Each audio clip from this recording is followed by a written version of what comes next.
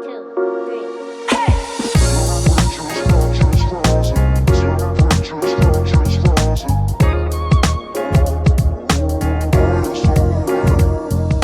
Bottom Line, presented by Vantage Circle, is a web series that sifts through the noise, discussing the latest thinking regarding employee rewards and recognition.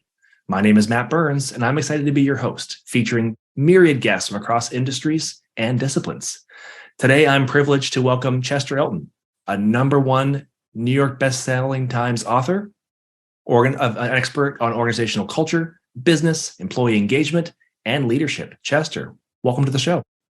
Hey, Matt, delighted to be with you. Thanks for the invite.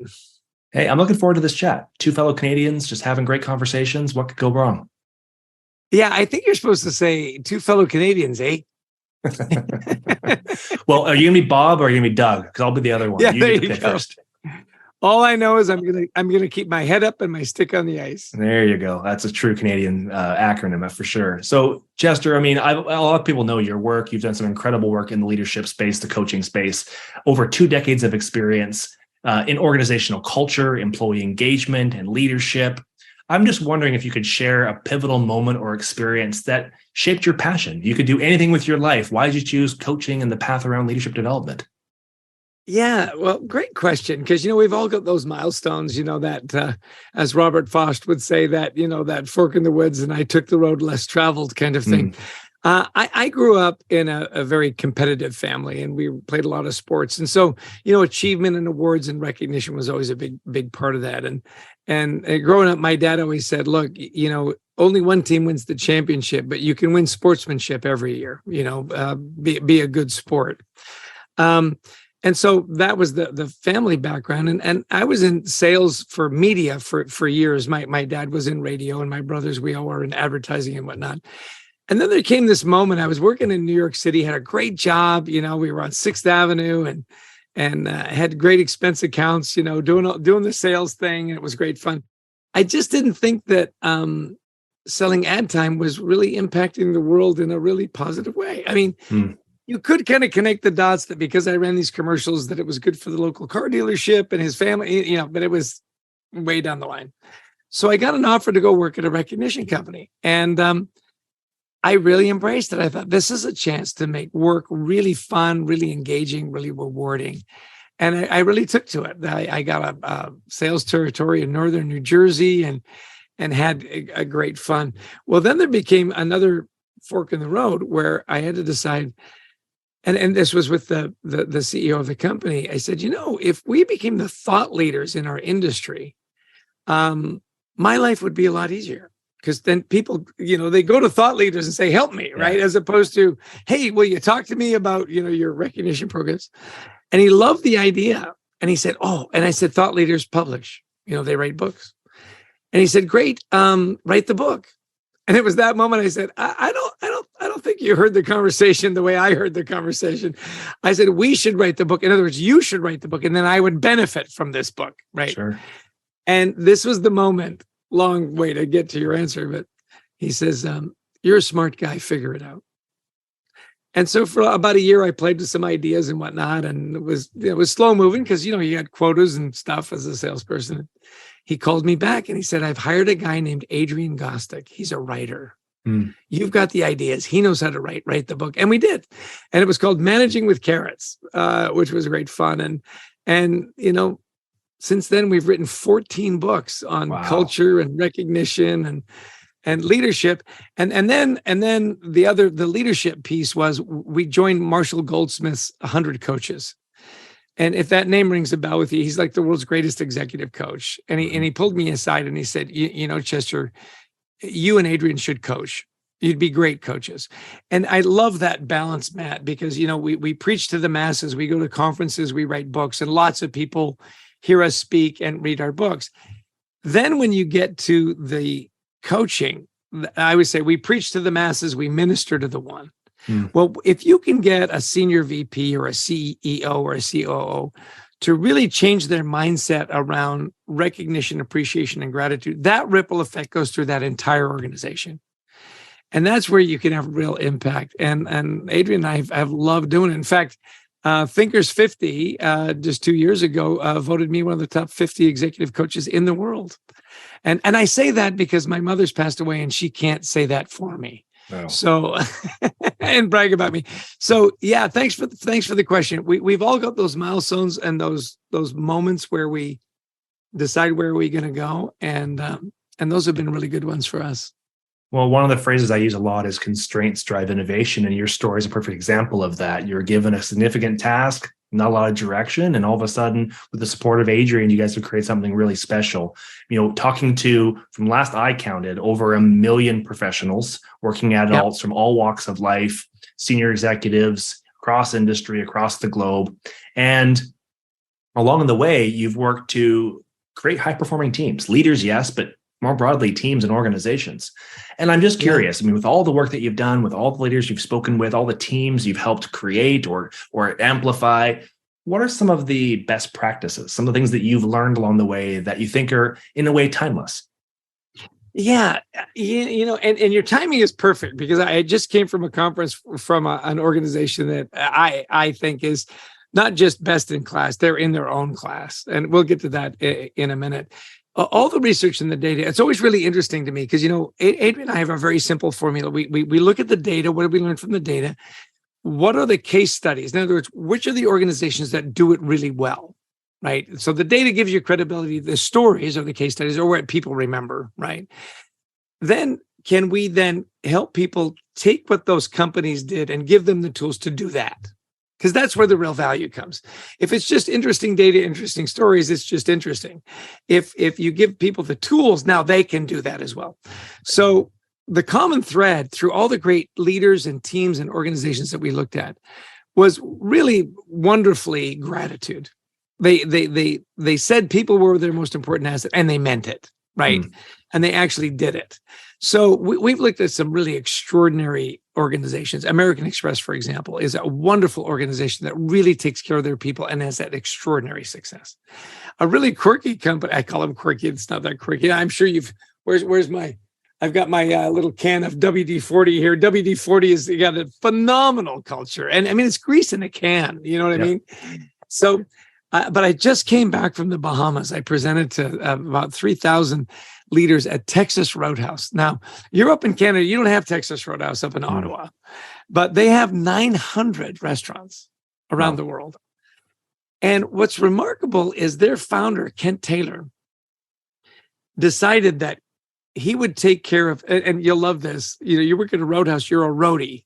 I think this systems are great, And he said, I always knew that if we really took care of our roadies, they would take care of our customers.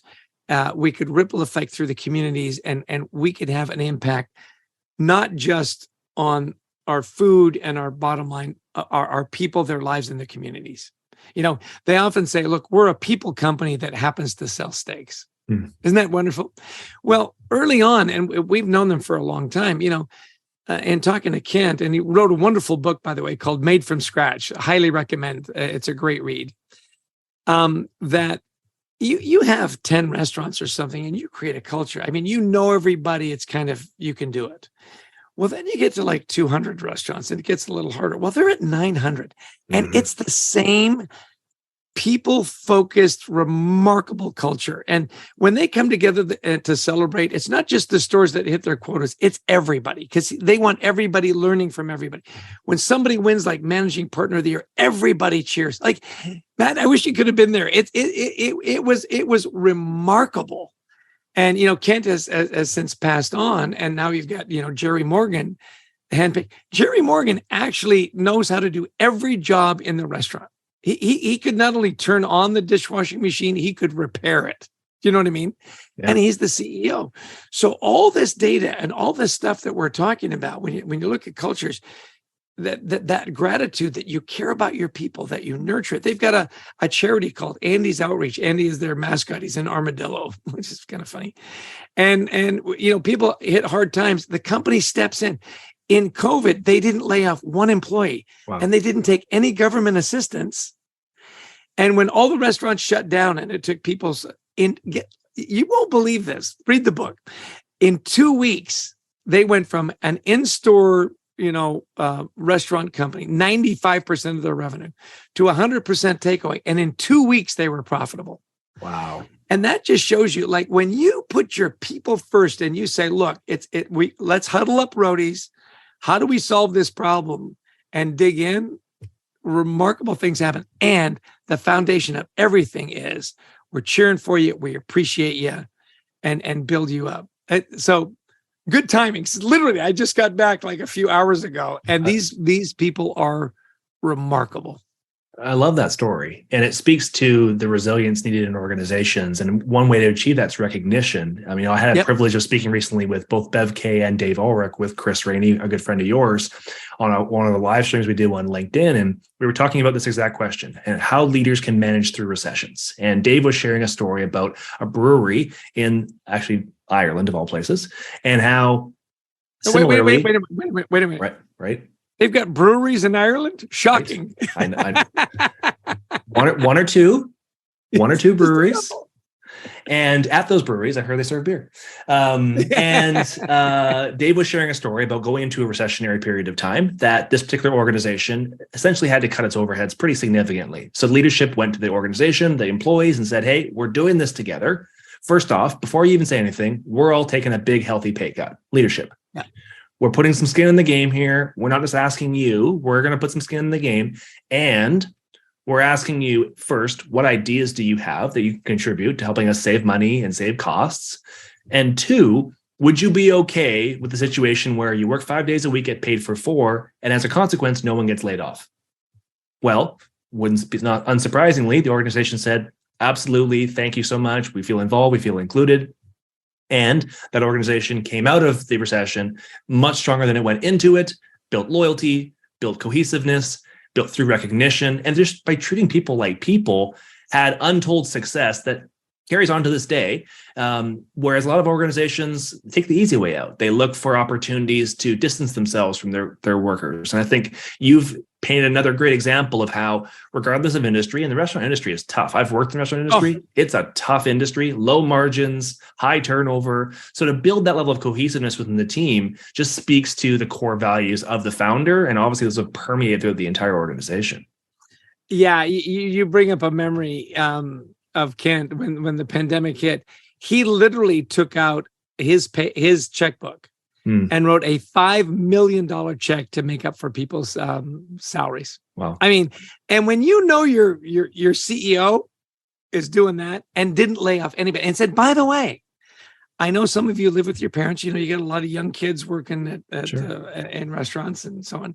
If you don't feel safe coming in, pre-vaccine and everything, we'll pay you your salary even if you don't come in. Wow. Well, they talked about when people felt safe to come back, they were so grateful to be back with their coworkers and their fellow roadies and stuff. He said it was really interesting. People broke down and cried. I mean, you get that emotional connection to your organization, to the work you do, that you're making a difference. Yeah, you're going to have extraordinary results. And by the way, Dave Ulrich is a good friend of mine as well. I've known Dave for forever. That was a great panel you were a part of, no doubt about that. My head was spinning. I was just soaking in as much knowledge as I possibly could and trying to keep pace. I mean, I recall reading Dave's books 20 years ago as a young HR professional myself, and certainly still draw upon his inspiration today. I'd put you in the same category, Chester. I think things you've done with the executive coaching space, in leadership space, you've been banging this drum for at least 20 years, talking about things that are now in vogue. And I think about rewards and recognition in a post-pandemic world. They're increasingly being talked about as business imperatives. And I know when we talk about leadership in particular, we look at organizations and we think about the shift from remote and hybrid work. To your point, organizations are showing up differently. There's no longer this necessity to come into the office 5 days a week and huddle around that proverbial office, water cooler. I'm curious from your perspective, when you're talking to leaders, talking to organizations, how are you advising them on how to bring that culture into this new world of work where a lot of times we're interacting over a computer screen? How do you bring that culture into the new future of work? Yeah, it's as my little granddaughter would say, that's tricky, Pop. That's tricky. First, I want to say thank you so much for mentioning me in the same breath with Dave Ulrich. That's high praise. Next time I'll see him, I'm going to remind him that you said that. Anyway, please do. It's interesting. You've got to find what works. And, there are jobs that are analytic jobs, that are tech kind of jobs, and remote kind of works. And in a lot of cases, personalities that gravitate towards that, not everybody, generalizations, there's always exceptions where that works for them. They don't want to be in a group. They want to put their heads down. They want to work the hours that work for them, whether that's, midnight to 5 a.m. or from 5 a.m. to 5 p.m. So you got to know your people. That's the first thing. Secondly, though, I've been really struggling with this lately because I've got one son that works for a financial organization in Dallas. Right when, the vaccine was out and everything, they said, everybody's in the office 5 days a week, everybody. And so they did, or find another job. I mean, they were very, rigid about that.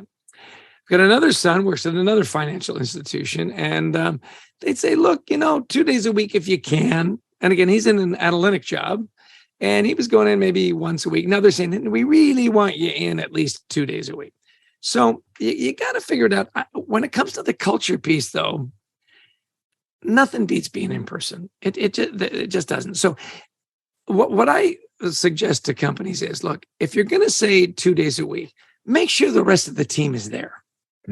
Because, initially they'd say, look, and we don't care which days you come in. Well, one of my sons was showing up on a floor that would hold like 350 people, and there'd be like 30 people. Like nobody on his team was there. It was so like I don't get it. I could be in front of my computer screen at home, or I could be in front of my computer screen at work. There's still nobody here. Right. So to me, that doesn't make any sense. If you were to say, look, Tuesdays and Thursdays are our days, and we're going to get together, and we're going to go in a room, and we're going to whiteboard, and we're going to have lunch together, and we're going to build those bonds, because you can do that in person. And as hard as you try, you'll never get that virtually. I mean, we're having a great conversation. If you and I were doing this over lunch after we'd spent 2 or 3 hours mapping this thing, it would be different. We would have a different relationship. And that's just human nature. I think when, all the research is done about the pandemic, I think you're going to see a significant amount of work that says, yeah, we kept each other safe because of the virus. There was a pretty big penalty to pay in isolation. And look, I realized that there were a lot of families that thrived because they were good families, and they had more time with their mom and dad, and all that was great. I always worried about the grandparents that all of a sudden for a year never got a hug.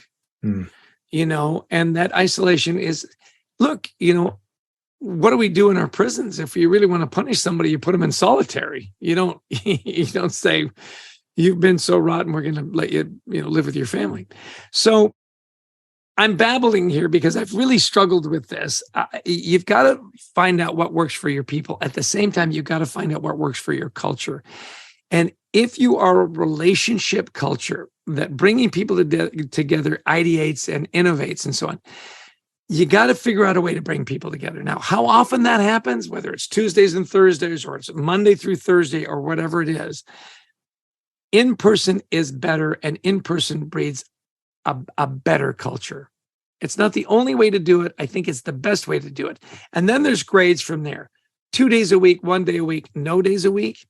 I think it's really easy to lose people if you've never met them other than on a screen. I mean, does any of this babbling make sense to you? It makes total sense. I think you're speaking to intentionality. And, I think what organizations took for granted in the past was by showing up to the office 5 days a week, they could squeeze a modicum of culture if they weren't very intentional about it.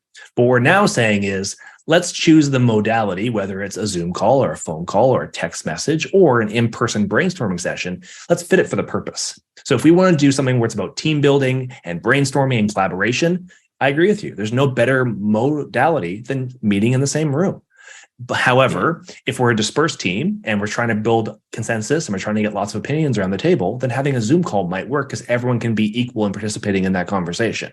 So I think it's about understanding what the intention is behind the activity. And then leadership needs to be more thoughtful about, to your point, prescribing where it makes sense to say, okay, Friday's brainstorming day, Friday's team building day, Monday is, meetings day. Like you can create that level of structure in your organization. You mentioned, people who are retirees or grandparents. I also worry about people that were on the opposite end of the spectrum. I think, Chester, the studies I've seen are when we talked about return to work, I was surprised, frankly, to see that the largest population asking for that were those Gen Z folks, the individuals that did not have the benefit like you and I of being in a corporate culture, working in an office, building relationships. And particularly, one of the companies I look to when you have WD-40 and American Express, I like to Google because they do a great job of, one, thinking outside the box, but also capturing and measuring the impact of their activities. And it wouldn't surprise you to hear that the individuals that struggled most in the early days of the pandemic at Google were their newest engineers who didn't have relationships, who didn't have a level of understanding, where they didn't have that tribal knowledge, where there wasn't a manual for who to go to for this question. There wasn't the knowledge transfer occurring that would allow them to be able to thrive in their roles, which you would get if you could look over the cubicle next to you and say, hey, Chester, where do you find this? Or who do I go to for this question? And then they were able to solve for some of those things, but it required them to be very thoughtful about mapping processes and mapping relationships. And again, I think we took for granted the organic level of social culture that's created. We use the term, water cooler, but I think whether it's the meeting before the meeting or the Friday drinks or the opportunity to connect with somebody in the hallway, like those are all important moments that if they're not captured or replicated in a digital interface, we lose that connectivity point. And to your earlier conversation, it's when we're creating culture, we have to understand that culture is the aggregation of many different kinds of people who have many different preferences. Just because I prefer to work from home doesn't mean that we should move to that modality if we have colleagues that want to be in the office 5 days a week. So I think the hard thing is trying to find that sweet spot that everybody feels good about. But I think to your point, it's about being inclusive with your team, asking them what they're looking for, and then making a tough call as a leader to say, okay, let's try and strike the balance between what everybody's looking for, but also balance the needs of the individual with the needs of the collective interests. Not an easy job to do in today's leadership world, that's for sure. Yeah. See, you answered that question way better than I did. So I really appreciate your perspective. That idea of intentionality, what do we need? And do we have the right people to fit that need is brilliant. Thank you. No problem. And I you inspired the answer. So I appreciate you in doing that. And, you've inspired lots of people. You've written 14 books, as you mentioned. One of them was Leading with Gratitude. And, that book is an incredible, guide for leaders and managers on how to go about providing a sense of recognition and reward to your employees. I would love for you to explain a bit about tips and tricks. So if I'm a new leader in role and I'm trying to, provide more gratitude, provide more recognition to my teams, where do I start? Yeah, a great question. Know their stories. I'm a big fan of, we can work with people for a long time and really not know them very well, which is a little odd, and yet not so much because, we come to work to get stuff done. So if you really want to develop a culture of gratitude and appreciation, know their stories. I always tell executives, look, you should know the answer to 4 questions. One is, where did you come from? How did you get here? Like, why did you choose us? Why did we choose you? Right? So where did you come from? How did you get here? What do you want to accomplish while you're here? And then the last one is, where do you want to be 3 to 5 years from now? And as a leader, if I know your story and I can answer those questions, well, it's going to be a lot easier for me to coach you up. And to put you in a situation where not only will you grow and develop, but you'll be excited and engaged and enthusiastic. I'll never forget my dad said, Chess, there's no substitute for enthusiasm. Like if you love what you're doing, you're going to do so much better than anybody else because you just love what you're doing. You bring that energy. Obstacles aren't that big a deal because you're learning and you're growing and you're moving on. So the first thing is know their stories. The second thing, and this is probably my favorite chapter in Leading with Gratitude, is assume positive intent. And this isn't always easy in the crush of business and when stuff goes wrong. And it's, look, I was joking with some of the roadies in Bermuda. I said, do you really think that you've got employees that wake up in the morning and say, I'm going to figure out a way to royally screw up 3 times today, at least before lunch, right? And if I don't hit that, I'm going to do another 3 after lunch. I mean, people come to work, and I'm convinced that 99.9%, there's always an outlier with somebody that's just gotten mad and is you're in subversive in person, whatever. They come to work and they want to do a good job. And in trying to do a good job, they're going to make mistakes, and that's fine.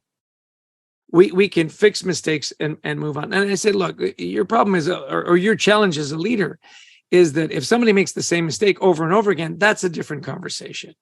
The thing is, people, now I've got a skill testing question for you. Back to WD-40. I know you've got a can. Everybody does. I do have a can. Do you know what WD-40 stands for? See, when you pulled that can out the first time, I was like, what does WD-40 stand for? I don't know. I'd love to find out. I was doing this at the conference and the lady said, does it stand for well done?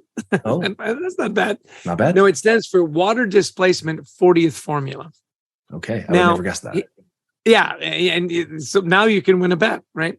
So here's the thing. In the WD-40 culture, they call it a tribal culture. That he said, Gary Ridge, who just retired as a CEO, is a good friend of mine. Great guy, by the way, the delightful Aussie living in San Diego. I always joke with him that the Aussies are like the Canadians of Asia, right?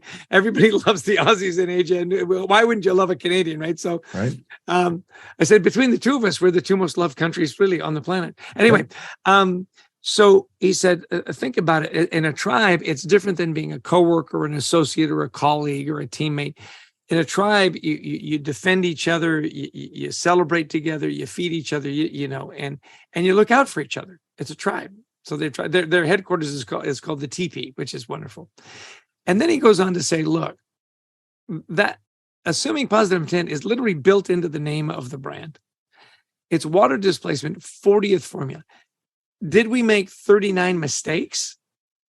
No, we had 39. And this is what they say. We don't make mistakes. We have learning moments. Think about that. So now you're at WD-40 and you're challenged to innovate and do things, and then it doesn't work. And they don't say, oh, you idiot, you made a mistake. They go, okay, so what did you learn from that? And how can we move on? On the steps from the first floor to the second floor, they have the 39 formulas that didn't work. Wow, that's great. That's great. Now, do you know are you a basketball fan? Do you follow the NBA at all? Yeah, a little bit.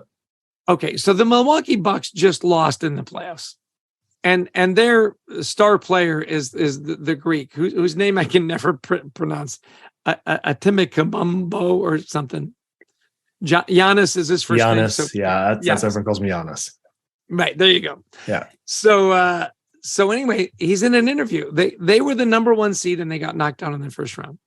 And a reporter says to him, Giannis, getting knocked out in the first round, would you consider this season a failure? And he goes, okay, you asked me the same question last year and I wasn't in the right frame of mind. I have an answer for you. And he said, so every year you go to work as a reporter, right? And you want to get what? You want to get paid more. You want to get a promotion and you work really hard. If you don't get your promotion, would you consider your year at work a failure? And he goes, well, no. He says, well, it's the same in sports. He said, Michael Jordan played in the league, I don't know, like 19 years or something, won 6 championships. So did he have 13 failures? No. He said, it's all a progression. Every year you learn and only one team wins every year, right? You got 32 teams or something like that. Only one team wins every year. So as everybody else failed, he goes, absolutely not. It's a journey. We learn and we progress. So this assuming positive intent says, look, we're not going to get the right answer every time. Nobody's perfect. What are we learning along the way? And how are we growing year to year to year so that we can look back and say, hey, look where we were 5 years ago and look where we are now. And that comes back to assuming positive intent. What are we here to learn? How are we growing? How are we developing? And if you've got that curiosity and you've got that grace that you give your people, every year is going to be a little better one way or another. And then when you hit like a recession or a pandemic or a merger acquisition, all that learning, all that holds you in good stead and you move forward. Just like the brewery that Dave Ulrich talked about, just like WD-40, just like, Texas Roadhouse. It's kind of a wonderful way to look at business, people, and learning, isn't it? Well, I agree. And no pressure. But if everything keeps getting better and better and better, and we've learned from what's happened over the last 3 years, What does Chester Elton see for the future?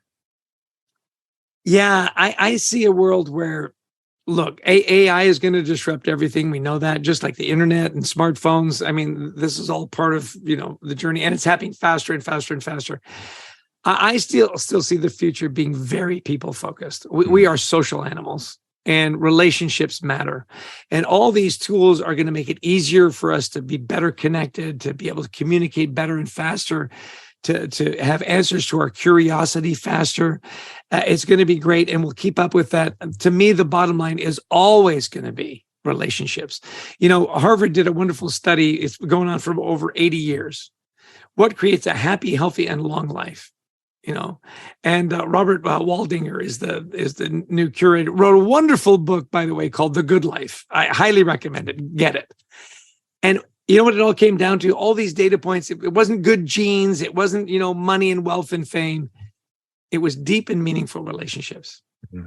And where do we develop some of our most deep and meaningful relationships? It's in the workplace. It absolutely is. So I think the future is really going to be interesting. It's going to be fast. It's going to be furious. And at the core of all that is going to be, how do we treat each other? How do we value each other?